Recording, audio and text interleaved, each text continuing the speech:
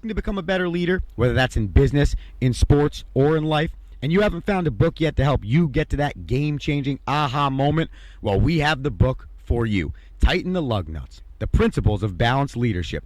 Tighten the Lug Nuts will help you get to that game-changing leadership moment. Available on Amazon, Barnes & Noble, and iBooks, or at 360managementservices.com. That's the number 360managementservices.com. Pick up your copy today and start changing your leadership styles. Now it's time for the show.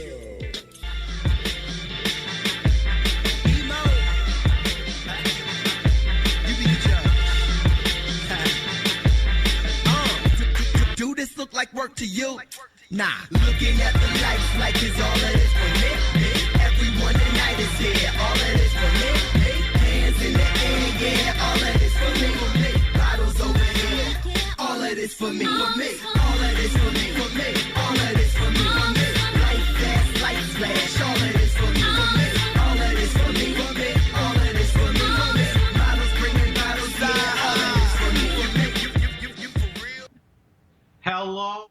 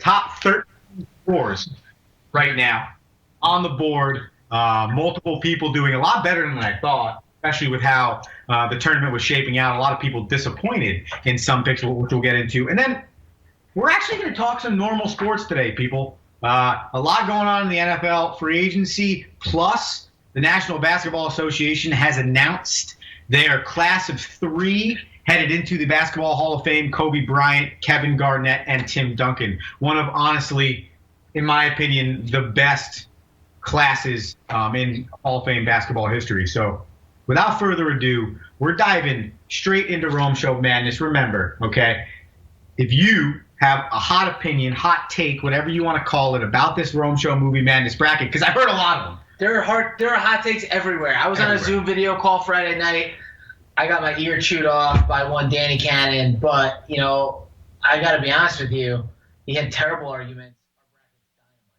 So, I love the passion and the fire that's created. But if people want to dispute seedings, who we put people up against, who's in the tournament, not in the tournament, this conversation is still going on. 609-807-2492. Okay, so we're going to get to the leaderboard first. We have about another 20 minutes, not even, on the Elite Eight voting. So by the midpoint of this show, we'll have the final 4 set. We're probably going to need Rocky to take over for about 3 minutes there so I can finish the math part of that. We'll worry about that when we get there. All right? I can do that. So right now on our leaderboard, ladies and gentlemen, okay, we had over 30-something brackets submitted to the tournament, which was super cool. Much appreciated, by the way, all the people that submitted a bracket. If you didn't submit a bracket and you're following along at home, but you're following your bracket, the first round, the round of 64, every answer that you got correct is 1 point. The round of 32, every answer you got right is 2 points. The round of 16, every answer you got right is 3 points. And the round of Elite Eight, 4 points per, okay? So if you are trying to score your bracket at home, that's how you're going to score your bracket. If you want to send it in, I can score it, and I can add it to the leaderboard. Are you ready? I'm so ready. I was just doing hand symbols for All right, everyone. here we go. At the top of the leaderboard, At the top. Are we going, wait, 10 to 1 or No, 1 to we're 10? going 1 straight up. Wow.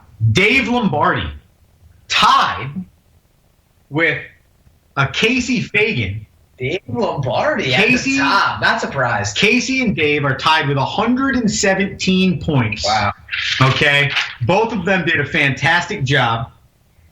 Specifically, they both had double digits worth of right answers in the third round, and then 5 or more in the fourth round, which really got them a lot of points. So they're tied for first. So we have a tie for first place headed into the final 4 scoring. Tight matchup. Then in second place, this is going to surprise the masses of people that are related to us and that know us, okay? Adana Morelli Oh, yeah. in second place, coming in at 116 points. So Wow. 1 point below Where's her son on that the list? first place. Has he even made Didn't the top fill a 10? bracket. Really? Didn't fill out a bracket. That's too bad. Too I would bad. keep busy saving the world. Too bad. In third place, 1 point below our second place finisher, Mr. Matt Young, with 115 points. Where you go, Matty? Then there's a tie for fourth place, Mike McCrossan, who called in last week, and Sean Layden, both have 113 points and are in fourth place. Rocky, who it kind of looks like he's not paying attention, he's just following along to the Facebook on his phone. Well, I mean, you're doing a lot of talking. What do you want me to do? 112 points and in fifth place. That's right, baby. Coming for you, Dave. Will Lapham, FDU baseball player, in sixth place with 109. Aaron Meisner, which is our caller of the week for the most part, Steve McCrossan's girlfriend, Nice. with 107. Josh Flowerman, assistant pitching coach at FDU, 105. There are Devils everywhere on this list. Jack Ruan, 103 and in ninth. Matt Godlewski, another FDU baseball player, 102 and in 10th. And then the last person, these are the only 13 people that finished with 100 or more points after these rounds. John Morrissey, FDU baseball recruit's father, 100 points and in 11th place. So we have 2 points separating 4 people for first, second, and third place. Well, I mean, listen, it's a tight matchup. You have to give credit to the masses here. You got a lot of people that know their sports movies. And not only do they know their sports movies, but they understand how people are going to vote. Well, yeah, and I think that's the most important thing, because we talked about last week. It's not about opinion. It's you have to figure out what the majority of people are going to vote for, not necessarily what your favorite movie might be in that moment. Because, like, if I'm voting for the NCAA tournament, I might really, really want this team to win, Well, technically, but I'm not going to take them if I don't think they're going to win. I mean, yeah, but technically, you should be voting for which movie you think is better, and then seeing if Right, but that's not going to win you the bracket. maybe, but maybe not. I mean, Yeah, but like if you only take the approach of being, I'm going to take the movie that I like the best. it's as if we should have the voting secret and then have people fill out their brackets. How would that make any sense? Yeah, you couldn't do it that way. Anyways, I tell you what, I said it a couple times last week on last week's show here on the Big Comfy Couch. But when you look at an Elite Eight and you've got your top 1 and 2 seeds all rounding out the Elite Eight, Except and for you look 1-3 seed. and you look at the selection committee, and you got to say, man, they did a great job. You know, they did a really great job. At the end of the day, this thing is about what is the best sports movie in the world. And ultimately, whether we put a list of 82, 102, or 64, right, like the best movie is going to come out on top. Well, and this is the argument that someone made to me. They said if X movie wasn't a 9 seed, Can't keep doing this. X movie wasn't a 9 seed, they'd probably do a better job. They would have made it farther in the tournament. And my point was, do you believe that movie is better than every other 1-8 seed? And the response was, well, maybe not. Well, if you're saying, well, maybe not, well, then it almost seems perfect to be a 9 seed. Listen, ultimately, And every 9 seed won, by the way. Ultimately, in a movie competition, your seeding does not matter. Right. Because if you're the better movie, you're moving on no matter what movie you're facing. And if you're the best movie, you're going to rise to the top no matter what your seed is. Well, and then that's the So prime all example. of you natural people who are like, natural should have been a high seed, natural should have been a 1. If it was really that good, it would have beat Space Jam. No doubt. That's what I'm saying. And so many people chose the natural too. It was Right? kinda You funny. went after us on the I heard more. I got more slack on the natural, yet it didn't beat Space Jam. And people are like, oh, Space Jam's number 1. Why'd you let Space Jam win? And people said Space Jams was the weakest 1 seed. No, and Space It's not. Jam, I'm sorry. Space Jam's about to be in the Final 4. Are they really though? Yes. Do we have that? We are 5 minutes away from the exact final of the voting from last night. I do 24 hours from when I first put it out. It was 7:20 last night. I finished the last tweet or Facebook or Instagram. I can't remember which one I did last. I tell you what, it's been a lot of fun. The debates have been a lot of fun. They have been. Okay. I'm not going to lie. The only disappointment I have, and I could be wrong, and again, if you disagree, 609-807-2492, I'd love to hear it. Or on the Facebook, we got a bunch of people commenting in that I got to go through. No, this could potentially be a tournament where all 4 1 seeds make it. That's And very I was possible. kind of hoping, like when I saw the 12-13 matchup of Invincible and the Rookie, I was kind of hoping, like, hey, you know what? Like, it would be kind of cool if, like, we were not, because it shows that we would be really wrong about our seeding. So this really shows that we're right. But my point being is that, like, it would kind of be a cool debate if, like when the League of Their Own was making a run, I'm like, you know, there's a lot of people that chose a League of Their Own over Rocky. But then when you look at 200 voters, there's not enough of those people to trump a movie like Rocky. Listen, the only way we could really change, like, perception is if we invited everyone in and was like, hey, we're going to show these 2 movies tonight. Yeah, we watched them all. Or you had to watch them. Yeah. Like you watched them. Well, here's an idea someone brought up to me, and I'd love to know people's thoughts on this as well, especially on the Facebook as people are jamming in. What if the next time we do something like this, right? We pick, let's say it's 60, let's use this example for the example. It's 64 sports movies. We give all 64 teams, and then we let everybody rank them and see what the people rank them as. You know what? That's a great idea. It's interactive, but it ain't going to matter because the best 4 movies are going to be at the top no matter what. Yeah, right. But it's interesting though. Because if someone puts Space Jams at a 7, they're still going to make it to the Final 4. yeah, they would. But at the same time, you never know. Like, because Happy Gilmore was up against the Longest Yard Okay. Who played Space Jam in the Final 4? in the Elite 8. In the Elite 8. Right now, Space Jams is facing up against. Hold on. I just went through all of this, dude.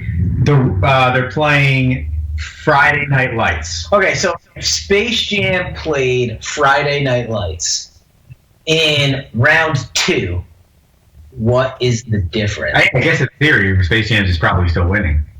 Right, if Space Jam is going to be Friday Night Lights, right, it's going to move on. Now, I can give the people... I'm surprised Friday Night Lights...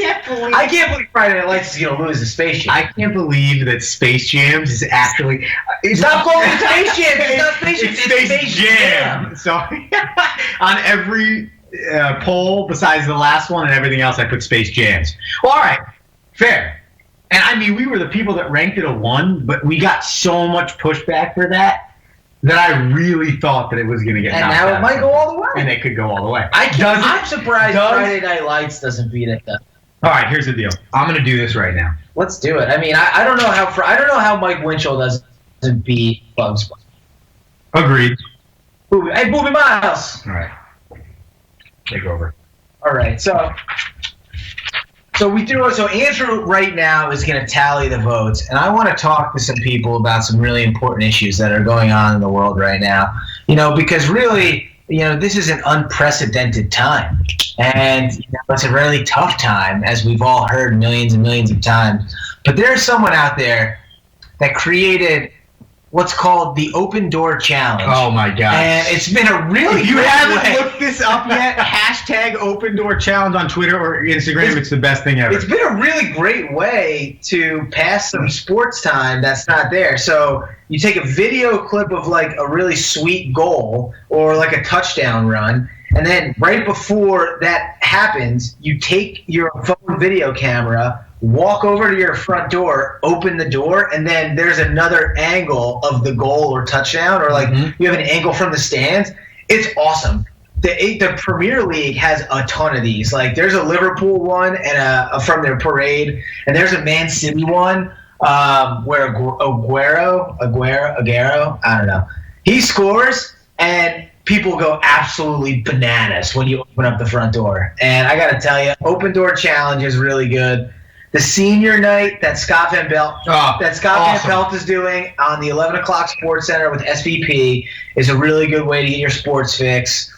I'm not a huge wrestling fan, so like WrestleMania to me wasn't really a good way for me to get my sports fix. Were there people? Does someone please respond to us if you know? No one was there. No one was there. There was no spectators. No. So they did everything was commentated with there was no fans. Okay, so while we're here, I'm going to ask you this question while I finish this because I'm curious about it. Yeah. I've been reading a lot about the NHL and how they're thinking about at some point later in April they want to start the year up again. Finish it with no fans in the stands, just have it televised and the players playing. Is that true? Is that realistic? Would that even be interesting? I got to get to my Twitter feed, and I got to see what Pierre LeBrun. Because he's the guy. I got to see what Pierre LeBrun or, what's his name? Ken Campbell or Mike Campbell, the guy who does THN in Canada, knows the answer to that one. But so I haven't heard anything about them playing in front of no fans. I personally would not like that. However, I would love to see the Rangers continue their run because I was so into them. I thought the playoff race was incredible this year. I thought the NHL was and they on weren't fire. supposed to arrive this year. I thought the NHL was on fire this year. Maybe because my team was just like playing so well towards the end there. But it'd be interesting. I would be interesting to see what the marketing play is based on viewership and streaming. So you'd probably attack. I mean, you are attacking anyone who wants to watch sports. Right. You could probably have more viewership into a hockey game than you would at any other point. And it's not like, it's not like soccer where you really want the fan like. I turn the music up when I'm watching a Premier League game, right? Because I want to feel the stadium, right? You don't never do that unless it's the playoffs and you're watching a Canadian team play. But I don't know.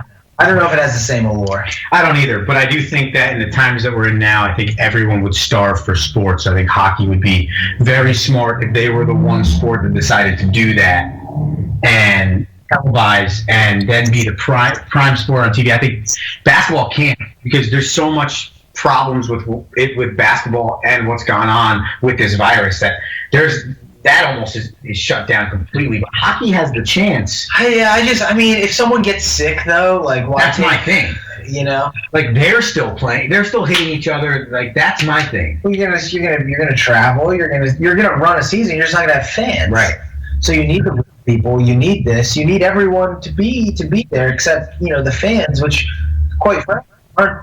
That's probably not where the NBA guys got the virus. No, 100%. Right? Absolutely. They came in contact with a couple of buddies, and then they started sharing it with everyone internally. It wasn't the fans. Right.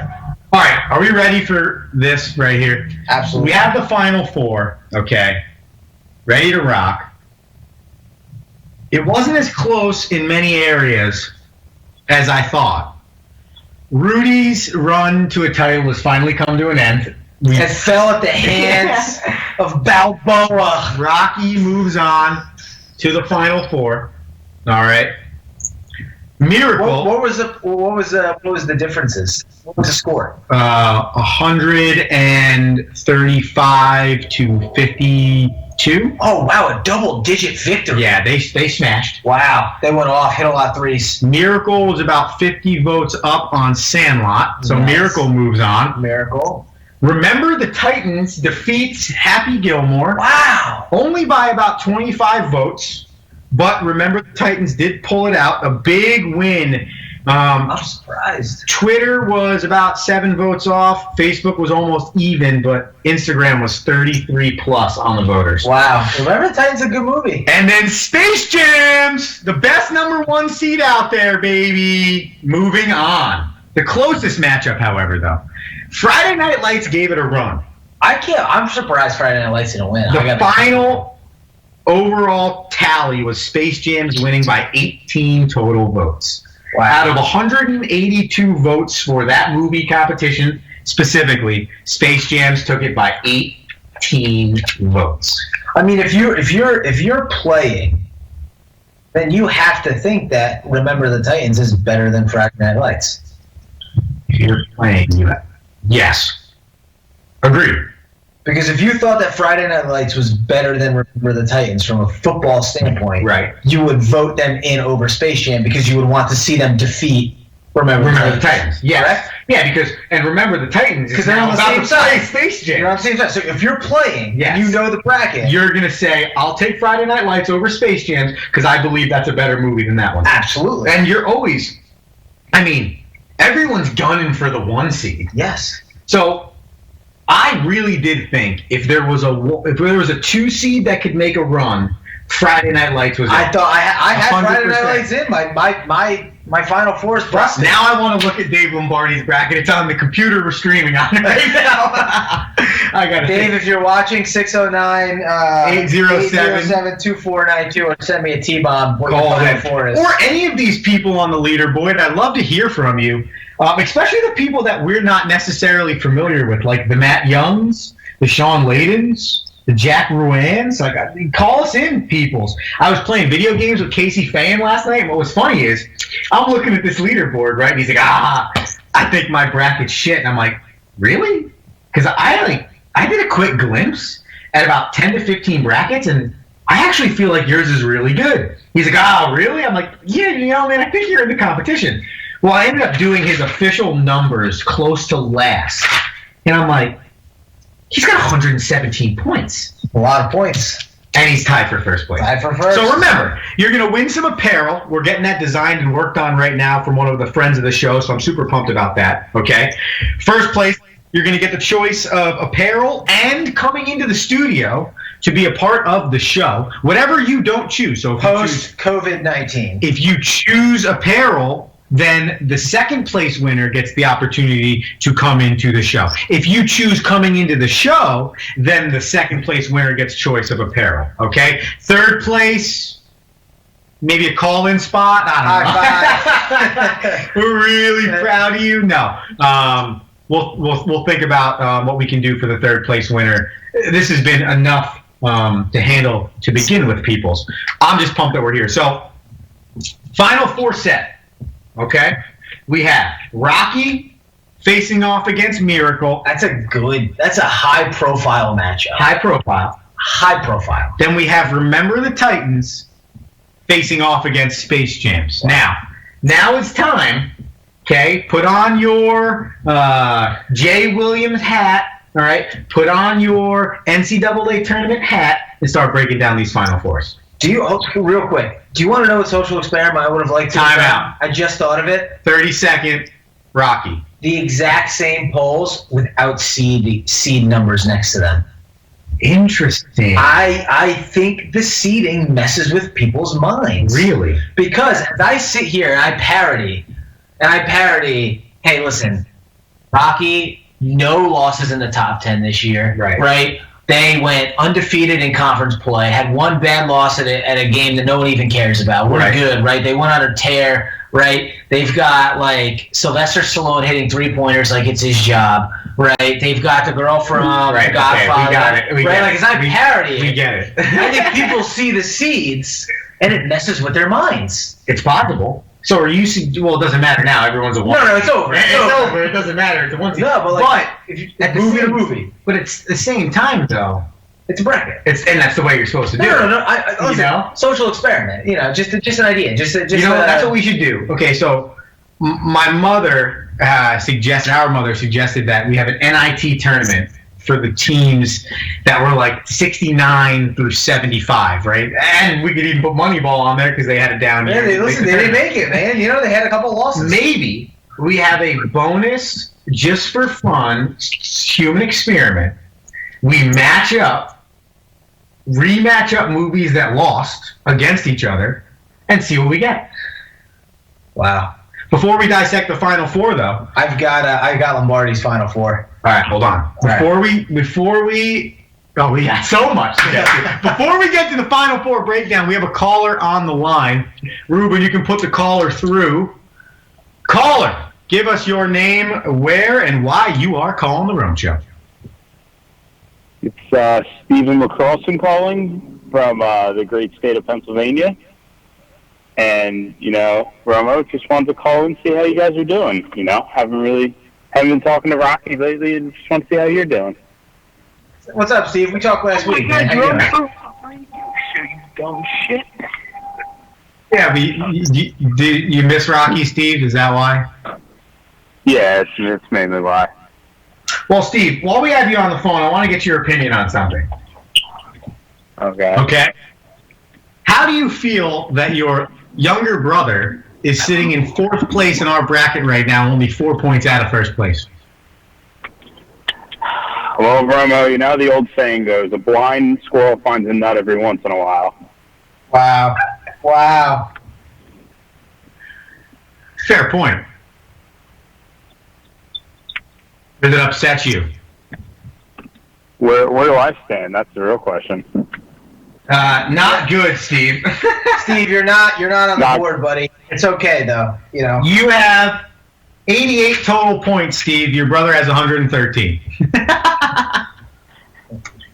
You've been, unfortunately, you've been mathematically eliminated from the playoffs, but you still got 4 regular season games left, so you got a lot to show the fans. Yeah, so it's always that last push. Hopefully we'll get there. Listen, the next 4 games for you is all about selling tickets and making sure that everyone's excited for next season. So, I'd love to hear your take on the NHL coming back with no fans. I actually had something to bring up to you guys too. We'll do this first. NHL without fans, I don't know, because I feel like hockey, the one great thing about hockey is the atmosphere. Like growing up playing high school hockey and stuff, like that was the game to go to because it was like the greatest atmosphere. That's the best part about the sport is that's why next to football, obviously, that's the only sport where people can sit in there and just say the most absurd stuff because half of the guys on the ice can't even understand them because they're from all over, they're all over the world and stuff like that. And it's just a great time to, sit in there. You're not in a crowded 100,000 packed stadium. You're with probably like 45,000 people. You're nice and enclosed. Everyone's together. I don't know. I think hockey games are a little bit better atmosphere sometimes than, your big football games. I like it. Yeah, no, I think you're right. I think the atmosphere is going to be a big piece. So that's kind of what I was thinking too. What did you have for us, Steve? So obviously the NFL just came out and said that they're going to, televise the draft, but it's all going to be about, just people just saying this is who we draft. Now, do you think if people get enjoyment out of this, or say doing it like each place, each war room has a camera in it, and you can see the people delegating, hear their talks, maybe after the pick, hear them talking about who they want.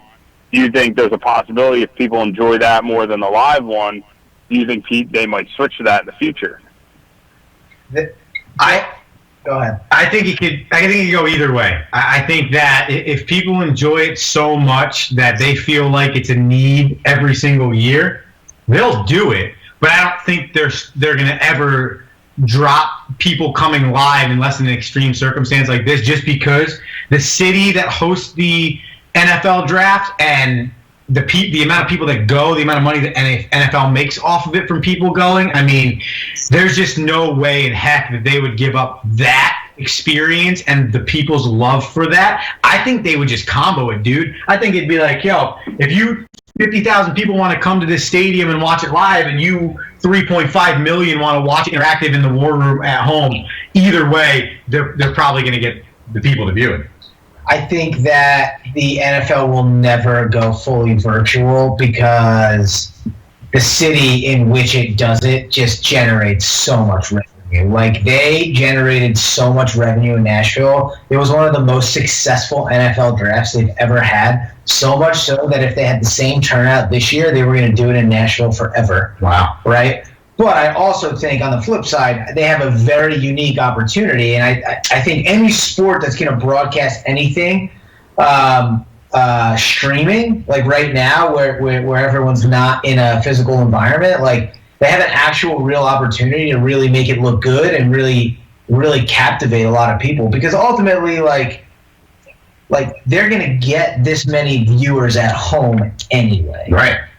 Right? Like, people are going to watch it. They're going to watch it anyway. So if you could figure out a way to get into the war room, or like, well, by the way, there probably isn't going to be a war room because you're not allowed to be in the same room as other people. Well, then that was my question to you, Steve. Like, right? So is War Room going to be over Zoom? Like, did they talk about how many people they're going to allow into a room for each team, or no? I think what you're going to get is sorry, Steve.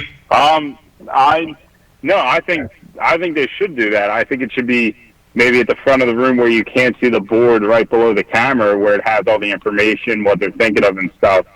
But I would definitely have it in there. So maybe do like if the Browns are up, you're watching the Browns war room, and then say if the Eagles are after the Browns, then you're also have a split screen of the Browns war room with the last like 20 seconds, and now you have the Eagles one sitting there waiting to see maybe, seeing what people are thinking, different things like that. Yeah, no, I just think you're going to get the picks, and you're going to get Mel Kiper and a lot of him. And that's about it. Yeah, that's a good point. Like, you're really what you're going to get You're going to get the picks, and you're going to get Mel Kiper. You're essentially going to be watching around the horn with the NFL draft. I mean, think about it. They've probably done their spotlight stories on at least the guys from the first round already. So you could probably do that. I'm sure they'll have a streaming interview with every single person who's ranked in the top 200. So they could do individual interviews with people via Skype and Zoom and all that stuff. So I'm sure they've got something going. I mean, it's been over a month now where everyone's been inside. It's been about 5 weeks now with no NBA or NHL. So you got to think the NFL's been working on this since then. Yeah, Steve, I think it's a great idea. I think it's only going to benefit their brand, man. That's what I'm thinking too. But all right, last one. Who's going number one overall? What your guys think? Oh man, in the draft, Joe Burrow. Yeah, I think it has to be Joe Burrow, but like it makes so much sense. It's Cincinnati with the first pick. He's an Ohio kid. I mean, he legitimately is the best quarterback in the draft, and the Bengals need a quarterback. The only one thing that keeps popping into my mind, and I feel like this year it's so much harder. Steve, I could be wrong, and Rocky could agree too. I feel like it's harder this year for me to determine anything because we're not talking about it as much. Like, we're talking about it, but we're not seeing it. We're not seeing pro days. We barely saw the combine right before this whole thing hit. Here's what we're learning about ESPN is that I'm not watching ESPN because there's no highlights. Right. Like, they do this much commentating all the time. But no one watches I don't care anymore because there's nothing to watch. Right, 100%. Right? I'm not putting up with it. Number two, Tampa Bay trades Jameis Winston to Cincinnati. He's creative. He's creative. But I like where you're and at. Joe Burrow learns how to quarterback under Tom Brady. See, and honestly, is something crazy like that possible? I'm not going to lie to you, Steve. I think Joe Burrow goes number one overall, and then I think at some point in this draft, here's my other bold prediction for you, Steve, and then I want to hear your thoughts on the number one pick. I think New England does something. I don't know what it is, but they're going to do something to get their next quarterback since Tom Brady's gone. I truly believe that. Well, two things with that. I just heard today, actually, that supposedly Bill Belichick, and obviously everyone knows what the heck Bill Belichick's thinking, but supposedly Bill Belichick's been down, and, well, before all this was going on, he was down in talks with, like, Florida International University's quarterback. He's, like, 6'4", 230, and he threw for like 50 TDs last year, in his career, he threw for like 50-something TDs, and he was only like a 2-year starter, and he only has like 8 picks in 2 years or something like that. Like something absurd, but the only reason why he's not noticed is because he goes to Florida International. Would it surprise you at all if that was the Bill Belichick's next guy, and in 15 years, Steve, you're calling the Rome Show on Sirius XM, and you're like, bro, can you believe that dude from Florida International is a Hall of Fame quarterback? Like, would you be surprised, Steve? Absolutely not. And here's the other thing I'm thinking with the Bengals being first round. I wonder, and most people have probably seen the movie Draft Day, how everyone talks and jokes about the Browns and everything like that. They're a crappy organization, all that in the movie. What if you see a Cincinnati Bengals situation where they drop the first pick because Joe Burrow does all this hype and stuff like that, and people are questioning, trying to find reasons why. You watch the movie, they're trying to find reasons why this kid, this kid's all this, he's the next generation quarterback, and they don't pick him, but they end up getting 3 first-round picks after that. I wonder if you see a Cincinnati Bengals team that does that, where they drop down, maybe they get like a Jake Fromm quarterback, and then you also get like a middle linebacker and a D end or something like that. Go ahead.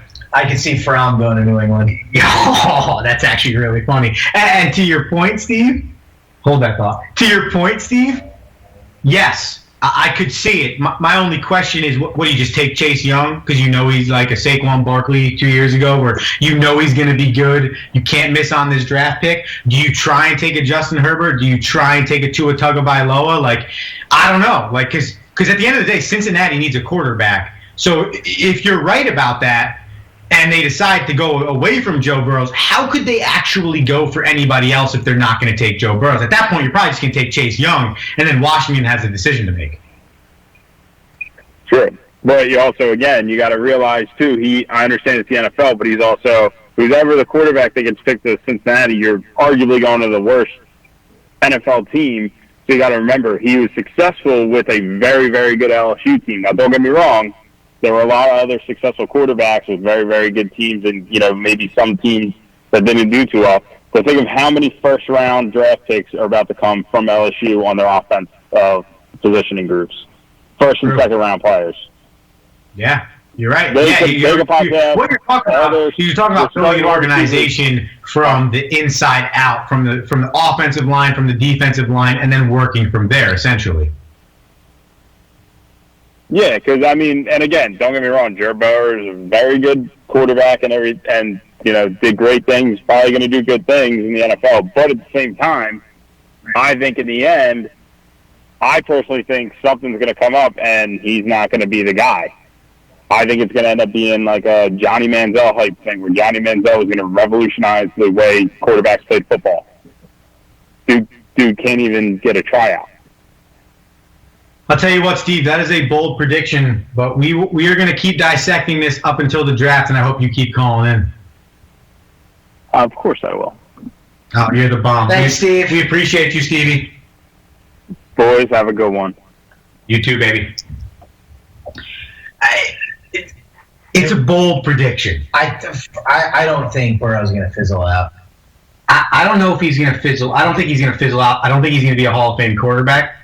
But as we sit there for 10 minutes and talk about who gets taken first overall in the draft, in my opinion, which might not matter at all, how the hell do you not take it? You have to take. If you're Cincinnati, how do you not take it? Like it just makes so much sense. You have to take it. Right. And just like then if Washington's second up on the board, you have to take Chase Young. Like there are just certain players. And this is what your boy from the Giants, why am I drawing a blank? Who are we talking from about? Baston, their GM. Gettleman. Dave Gettleman said about Saquon Barkley. There are certain players in a draft that you look at and you say, you have to take this guy. In his opinion, now we can have this debate all day. People have been. Sam Darnold, Saquon Barkley, both in New York. In his opinion, the hands down, no doubt, no mess-up draft pick was Saquon Barkley. And everyone agreed with that. So he took Saquon Barkley, right? Sam Darnold, I believe there are still question marks on. He hasn't played a full season, very injury-prone. You have no idea. When we look back at a draft like this, right, maybe with a Joe Burrow, but definitely with a Chase Young, that's a dude where it's like, if Washington messes this up or doesn't take this guy, that's kind of dumb because it just looks like he's going to be the best player or he's going to be good. Yeah. I don't know who Washington's taking. Well, They're not going to take a quarterback. Well, yeah, that's why. They're going to take Chase Young. And he's number 2. That's He what has I'm to. saying. They have to take. They have to take him. If that's why I equate it to the Saquon Barkley conversation. Before we get back to, because we have about 15 minutes something left of the show, Rube, we'll take a break at 7:45, so about 3 minutes we'll pay those bills. All right, baby. We'll come back and we'll come back on the Final Four after that. Go ahead. New England only has 1 pick. I know. In the first I was 2 just rounds. about to say that. That's why I really feel like you're going to see Bill Belichick make a move centered around the quarterback position, and he's going to have to get creative because he only has that 1 pick. And it's the 27th pick, 28th pick in the draft. So it's not like 23rd. It's not like he's got an insane amount of leverage. What I could see him doing though is trading back for 2 picks, 1 in the second, 1 in the first, taking that whatever. Let's say he trades with the team at 27, gets a 27 and a 42, and then takes a Jake Fromm or a quarterback like that, 4 picks after 23, but gaining a second-round pick. Fromm's going in the top 10. I don't think that. No? No. Who's going to go in the top 10? Who's the other quarterback? Tua Tagovailoa and Justin Herbert. Tua's going to go top 10? Right now, every draft board, and we have another caller, every draft board Tua's the bust. and they have to go to the Dolphins. Every draft board has him being picked 5 to the Dolphins. I don't want that. Tua's the bust. If you give me anything that's not Joe Burrows or Justin Herbert, I don't want it on it right now. I think Tua becomes Marcus Mariota. Yes. And I'd rather just sign Marcus Mariota then. All right. Caller, what's going on? Welcome to the Rome Show. Give us your name, where you're calling from, and why. This is Paul/Rory. How's everyone doing? Paul, Rory, how you doing? What's happening? So it's 2 people? Or I know you guys got a lot going on, so I'm going to try to keep my points short and quick. First of all, I can't believe I'm going to say this, but I'm agreeing with almost everything Rocky has said thus far. Wow. I think the NHL should refrain from playing at all. I think this is very serious, and I think we should all, as much as I want sports to happen again, I think that if the NHL were to make a push in that direction, more people are like, oh, why can't we do this? And then it's almost like not letting a wound fully heal, and that's kind of what we're doing. I also think the NFL draft will never go fully virtual. It makes way too much money. Papa G worked numerous NFL drafts in his days at Radio City Music Hall. He said the amount of money they bring in is stupid. Also, the fact that Steve said that Joe Burrow is going to fizzle out and become Johnny Manziel, that is one of the most ludicrous predictions I've ever heard in my entire life. I think Joe Burrow is going to be a great quarterback. I'm not saying he's going to be the next Joe Montana, Tom Brady, but to compare him to Johnny Manziel, like, dude, did you watch him play? Have you heard him speak? Johnny Manziel, you know he was messed up before every single game, the night before. Let's not even go there. And I also think the Patriots are going to find a way to get Fromm, too. Rocky nailed it on the head today. I can't take it away from him. I'm about to ask you that, Roar, because I know that you're a Patriots fan, and we're sitting here talking about Joe Burrow. I agree. Like I said, I don't know if he's going to be a Hall of Famer, but I know he's going to be a very good player in the NFL. But Rocky did make the bold prediction about Jake Fromm. And you would align yourself with the thought process that the Patriots find a way to get him. I mean, now, this is going to sound hard to believe, but Bill Belichick isn't notorious for his picks. He has a lot of bad picks. That's the first thing that needs to be out there. We don't have a lot either. I don't even think there's a second-round pick they have. No second-round pick, you're right. So they have 1 in the first round. I don't think they have a second-round pick, and then they got maybe 3 in the third, if I'm right. And from what I've been reading, they're kind of pushing this guy Stidham that they have, who they drafted last year. So I don't really know, but I would like to be surprised if they were to get Fromm. I would like for that to happen. If we can't get Burrow, which is extremely unlikely, but also I truly don't believe Burrow is going to be a Bengal.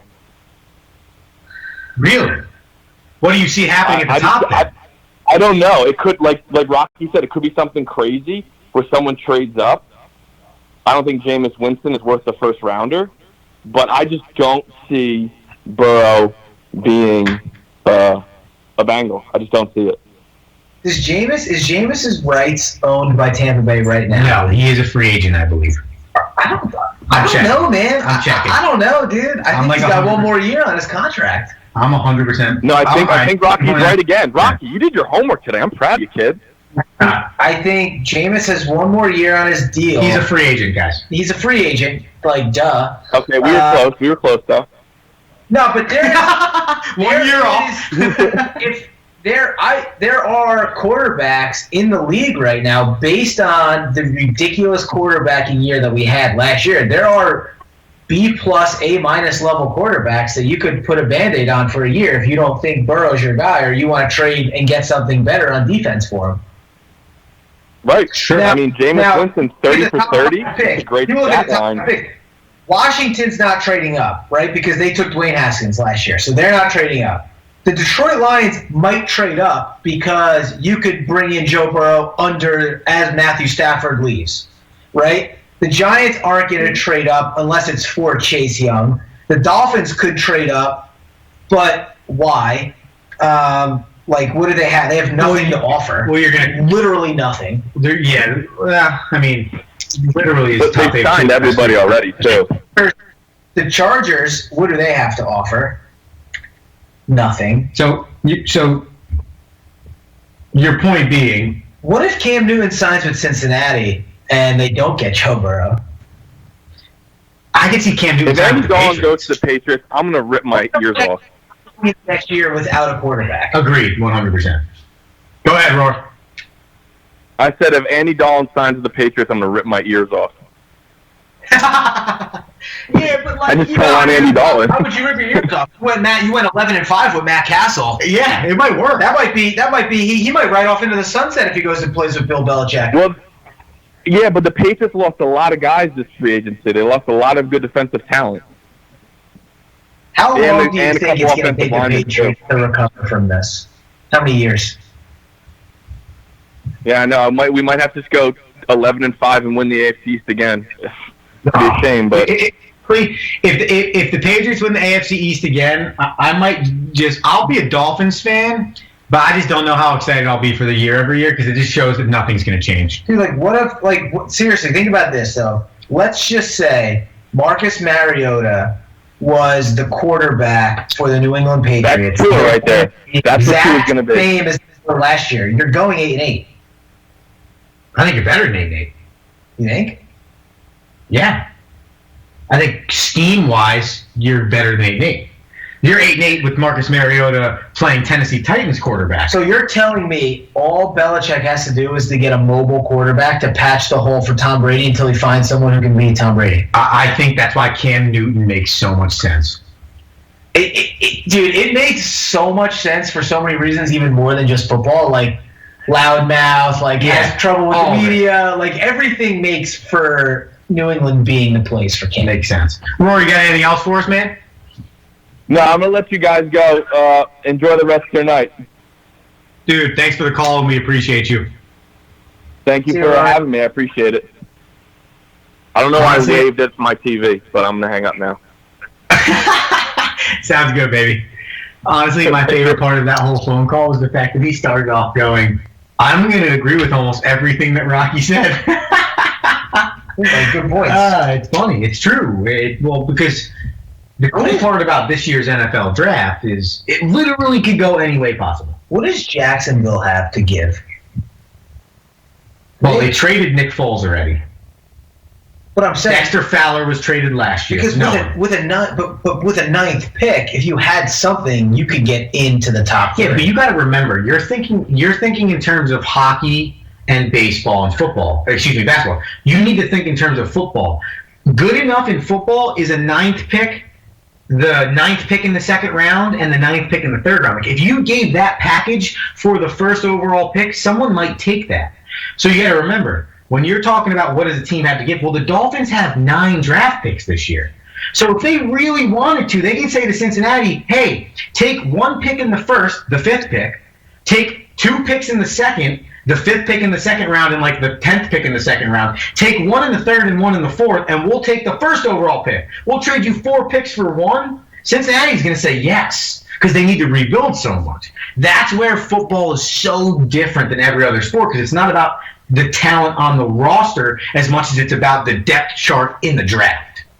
Dolphins have 14 picks. Thank you. That's what I'm saying. So, like, you could be, hey, here's a pick for you, here's a pick for you, here's a pick for you. Now, all of a sudden, and I believe 2 of them are in the first round. And the Patriots actually have 12 picks. Yeah, they're just after the third round.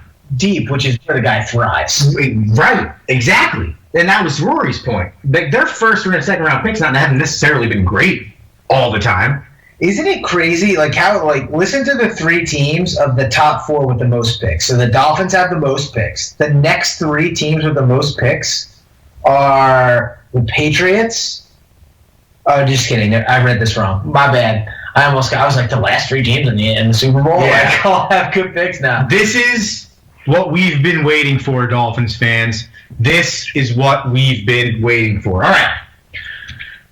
About 10 minutes left on the show. Okay. Anything else you got on the football before we go? That was fun. I miss sports talk like this. Nah, I miss it too. Like I love Rome Show Madness, and we're gonna get to the Final Four in a minute. But I miss just talking about sports like this.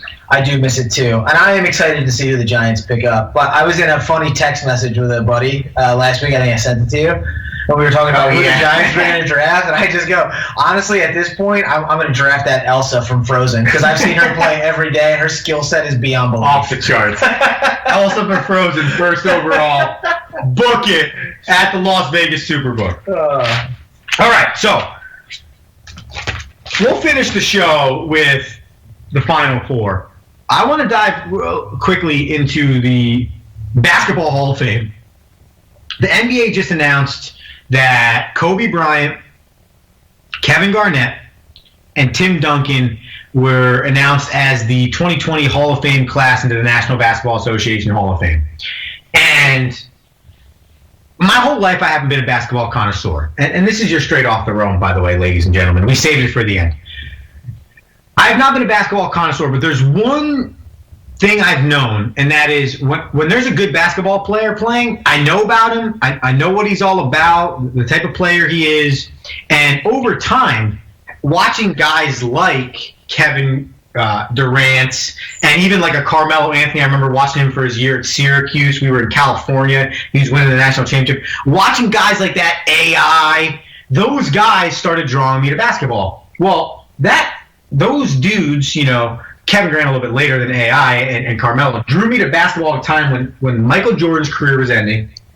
Kobe Bryant's career with Shaq was right in the thick of it. I remember watching the Lakers championships, the back-to-back-to-back, the 2 against the Nets. Remember it. Kevin Garnett, I remember his 10-year career as a T-Wolf. Is he going in as a Timberwolf? So we'll talk about that in a second. I remember that, but I remember when he went to Boston, and the first big 3 was formed with Paul Pierce and Ray Allen. Is that really the first big big 3, man? Dude, yeah. I don't know. Yeah. Really? What was before it? That's almost like self-assembled itself. Kind of was put together because of a want to be put together. Jordan, Pippen, and Rodman? Yeah, we'll debate that later.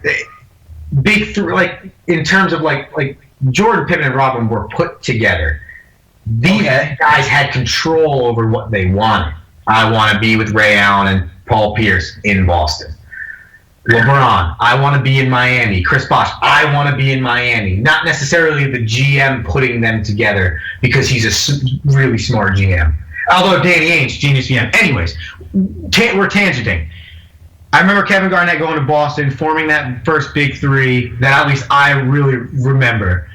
And winning and anything's possible, screaming it. And obviously, lastly, Tim Duncan, the big fundamental. I mean, literally, the San Antonio Spurs, the only positive thing that happened for the San Antonio Spurs this basketball season, if this season doesn't continue, they didn't officially not make the playoffs, which would mean it's not the first year in like 20-something that they haven't made the playoffs. People don't realize this. Tim Duncan was originally put together with Tim Robinson, what they call him? David Robinson, excuse me. And that, like, twosome down low was like one of the most dominant twosomes. And the crazy part about it is they played in San Antonio at a time when you had to be in a big market to get most of the big-time games. So most of Tim Duncan's career until like the last, 6 years, being in San Antonio actually probably hurt his brand, but him being who he is and them being so good over time because of Greg Popovich and Manu Ginobili's and Tony Parker's and players like that, he ended up getting the recognition. But in my opinion, out of the three of them, like I love Kobe. Love him. I love Kevin Garnett. Love him. But if I had to rank the 1, 2, 3, just for me, like liking to watch, I loved everything about Tim Duncan.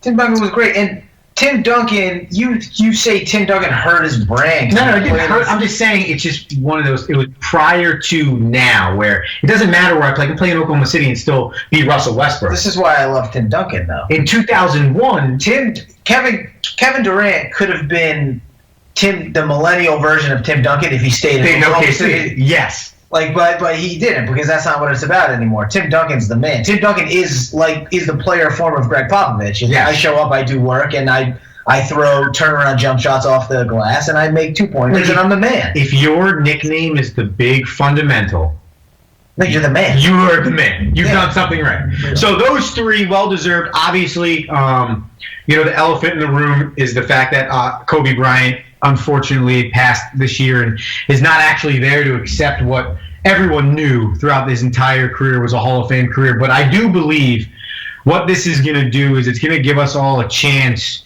to continue the remembrance of what he did, not just for the game of basketball as a player, but as an ambassador for the game, as an ambassador for the women's game, what he did for the community, and the type of person he became. Over time, watching a lot of documentaries on him since he's passed, you do not realize the growth of the man Kobe Bryant as much as we, the fan, saw the growth of Kobe Bryant, the basketball player. And I think this Hall of Fame nomination is really going to give people a chance to dive deeper into that. And we dove deep. But I think it's going to be – I'm super excited. I think for anything basketball related, probably the last 10 to 15 years, this might be one of the most exciting days of television I'm excited for. I might even think about driving out there because these are three dudes I want to hear from and I want to know because, like, Kevin Garnett, like, seems kind of like a psychopath. Why? I think Kevin Garnett's awesome. Slamming his head against the hoop before the game starts, and yelling at people. I want to hear from him. I love KG. So do I. I don't not love him. I loved watching KG. These are three guys this is your millennial basketball childhood going into the Hall of Fame right now. 100%. You're a millennial. These guys, you watch these guys in SportsCenter every morning when you were a kid. So does Kevin Garnett go in as a Celtic or a Timberwolf? I mean, it'd be nice if he went as a Timberwolf. You got to think he's going to go in as a Celtic. That's where he got his rings. Yeah, with Boston? Yeah. I don't know. It all depends on how many years they play. No, it doesn't. Well, why did Mike Piazza go in as a Dodger? Mike Piazza went in as a Dodger. He went in as a Met. I know. Why didn't he go in as a Dodger? Well, how many years did he play for the Dodgers? I don't know, but no one remembers he played for the Dodgers. Just like people barely remember KG played for the Timberwolves. Right. I understand that. But it's also... I think it's the player's choice. It is the player. It's not in baseball. I don't believe it is in baseball. I believe it's Major League Baseball's choice. What you go in as. I don't know, man. You're in the Hall of Fame. You don't get to choose who you go in as. All right, so he spent 9 years with the Timberwolves. And 6 with the Celtics? He spent 6 with the Celtics, 3 with the Nets, and then 2 again with the Timberwolves. So he'll go in as a Timberwolf. He did go in as a Timberwolf because of his 15 All-Stars, 9 of them came when he was wearing a Timberwolves uniform. He was the MVP as a Timberwolf. If he didn't go back, then he was first team All-NBA 4 times, 1 time as a Celtic, 3 as a Timberwolf. Yeah. If you look at his career, although I'm not gonna lie though, he had some really good defensive years with the Celtics, like Defensive Player of the Year as a Celtic, All-NBA 3rd team as a Celtic, All-NBA first team defense 3 years as a Celtic. So he did put up good Celtic numbers to make the argument. I think if he didn't go back to Minnesota, he'd go in as a Boston Celtic because he went back to Minnesota the last 2 years. That's where his heart truly lies. I agree. So that is straight off the Rome for the day. At the end of the show, before we get out of here, we are going to break down the Final Four real quick. We had the write-in before what Dave Lombardi's Final Four is. Dave Lombardi is currently tied for first place in the Rome Show Madness leaderboard. And he only had 2 of the 4 first place teams in the Final So Four. he did really well in rounds 1, 2, Well, 3. yeah, but the Final Four might be what kills him. I'll take a look at Casey Fagan's bracket. But Rocky versus Miracle, Remember the Titans versus Space Jams, go. I think that Remember the Titans Space Jam is an intriguing matchup. And I think based on how it went, I think Remember the Titans is going to come out on top. And from a Miracle Rocky standpoint, I think this is where Rocky meets its match, and Miracle moves on to the championship game. Wow. I would agree. Miracle championship game. Originally, I was Remember the Titans all the way. I think my bracket has Remember the Titans versus Miracle, even though I messed up my bracket. Long story. This Space Jams thing's got me off. I thought Happy Gilmore was going to make the push in. I did too. But I know Space Jams is not a better movie than Remember the Titans. Film-wise, story-wise even, acting-wise maybe even. But the people didn't think so. I know. And Space Jams is still alive. So I'm going to go with Miracle and Remember the Titans. But, who knows? I've seen a lot of Rocky on TV recently. Dude, Mike's secret stuff, man. Everyone wants a little bit. Takes you to the finals. So, and just to finish off this show, here's a little Romalytics for the human beings. How do you find out what you go into the MLB Hall of Fame as? The president of the National Baseball Hall of Fame decides where you as the player made your most, what's the exact word? Indelible, right? Indelible mark. So essentially where you made the biggest mark of your career is where the MLB is going to decide and how to put you into the Hall of Fame. Talk about an SAT word, indelible. Indelible. Probably missed it or got half a point because I skipped it. That is the Rome Show today, April 6th, 2020, inside the apartment, Morristown, New Jersey edition again. Remember, the Rome Show Madness Tournament continues. Here's the deal, ladies and gentlemen. Okay? On Thursday night, you're going to vote the Final Four. Okay? So we have Rocky Miracle, Remember the Titans, Space Jams, and then on Sunday night, leading into this show here, April 13th, 7 p.m., or roughly around it, you're going to know who won the Rome Show Madness because you're going to vote for it on Sunday night. All right? So Rome Show Madness, we got 1 week left, people. We got a tight leaderboard at the top. And who knows? Maybe someone was terrible in their first 3 rounds, but nailed the Final Four, the final, and the winner, and you all of a sudden creep your way up into some Rome Show gear or a free appearance on the show. I have no idea. Only time will tell. Oh! All right. Andrew Romanella, Rocky Romanella. Be sure to share this. Visit us on Twitter at Coach Romo24, the gram at Coach Romo24, Facebook.com/The Rome Show 1. We thank our producer, Ruben, Hamilton Radio, the Romo Sapiens who tuned in, Rory, Steven for calling in. We love you guys. We'll see you next week. Peace. To become a better leader, whether that's in business, in sports, or in life, and you haven't found a book yet to help you get to that game-changing aha moment, well, we have the book for you. Tighten the Lug Nuts, the principles of balanced leadership. Tighten the Lug Nuts will help you get to that game-changing leadership moment. Available on Amazon, Barnes & Noble, and iBooks, or at 360managementservices.com. That's the number 360managementservices.com. Pick up your copy today and start changing your leadership styles.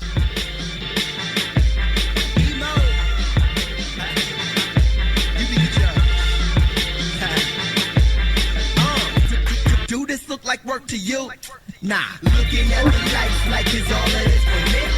Everyone tonight is here. All of this for me. Hands in the air, yeah. All of this for me. Bottles over here. All of this for me. All of this for me. All of this for me. Light flash, light flash. All of this for me. All of this for me. All of this for me. Bottles bringing bottles here. All of this for me.